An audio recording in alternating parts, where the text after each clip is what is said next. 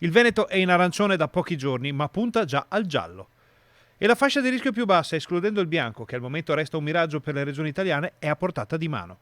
Lo conferma anche il governatore Luca Zaia. Noi abbiamo dei dati macro, proiezioni, 0,96 di R/T da confermare e 1,168,4 di incidenza. Stiamo calando.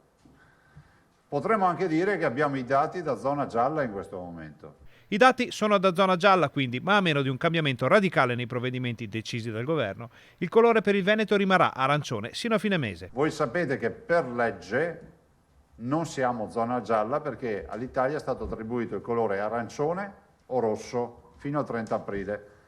Nel decreto c'è scritto salvo modifiche dettate da condizioni epidemiologiche particolari. Aprile, comunque vada, sarà un mese critico per la lotta del Veneto e dei veneti al coronavirus. Un mese in trincea. Il tema è questo, il tema è che ne dobbiamo venire fuori, il tema è che dobbiamo arrivare al giro di boa e iniziare la discesa.